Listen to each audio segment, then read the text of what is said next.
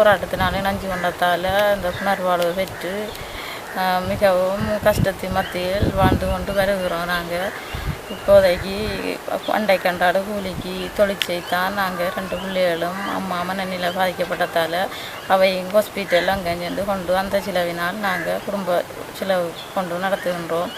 நான் கோழிகள் அதுகள் வளர்த்து இந்த வீட்டு தோட்டத்தில் கச்சான் வேறு பயிர்களும் செய்தான்.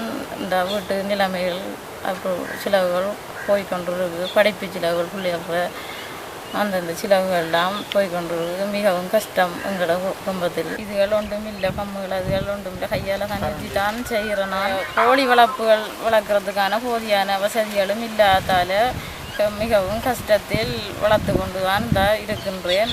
மிகவும் கஷ்டம் எங்களுக்கு. இன்னும் உதவிகள் பார்த்து நீங்கள் தான் செய்யணும்.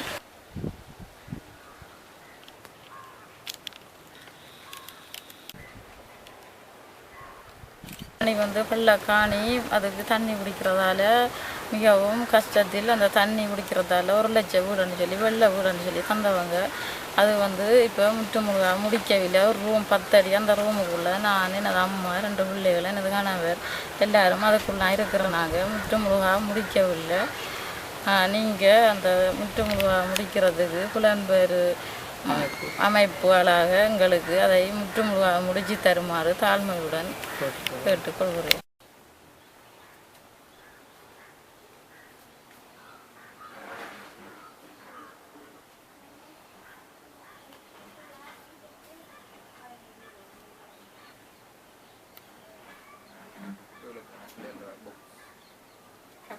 கிச்சன் ஒரு நல்லா இருக்கும்.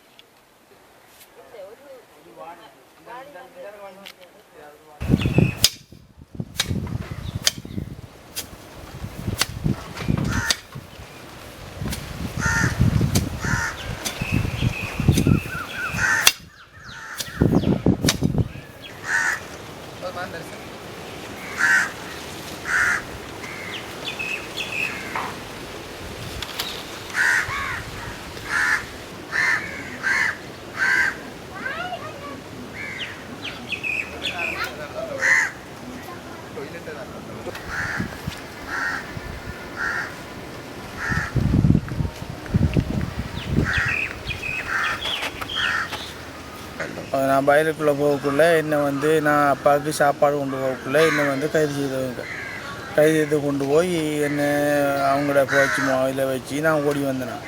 திருப்பி என்னை கொண்டு அவங்களோட முகாமில் வச்சுருந்து என்னை இப்படி ஒரு இதுக்குள்ளே கொண்டு வந்தவங்க.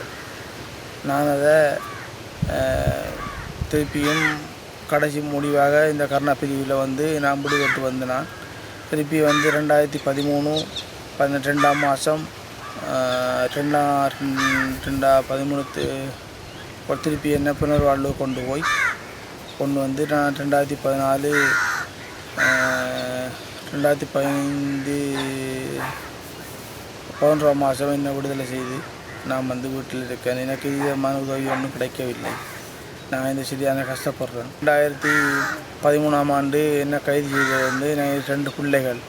நான் கைது செய்து என்னை கொண்டு போய் 2 பிள்ளைகளும் தாயும் சரியாக கஷ்டப்பட்டு கஷ்டத்து மத்தியிலிருந்து நான் திருப்பியும் விடுதலை பெற்று எனக்கு ஒரு விதமான உதவி ஒன்றும் கிடைக்கவில்லை. நான் சரியாக கஷ்டப்படுறேன். எனக்கு அம்மா இறந்து போயிட்டான், அண்ணா இறந்து போயிட்டான், தங்கச்சி நான் தான், இந்த வாய்ப்பு தான் இருக்கும். எதுவிதமான உதவி அரசாங்கத்தால் எனக்கு பெற்றுக்கொள்ளவில்லை. நான் சரியாக கஷ்டப்படுறேன். அரசாங்கத்திட்ட நிறைய உதவிகள் கேட்டு கூட என்னோட வீடு கூட ஒழுங்கான வீடு எனக்கு வழங்கப்படவில்லை. அப்படி மத்தியில் நான் வாழ்ந்து கொண்டிருக்கின்றேன்.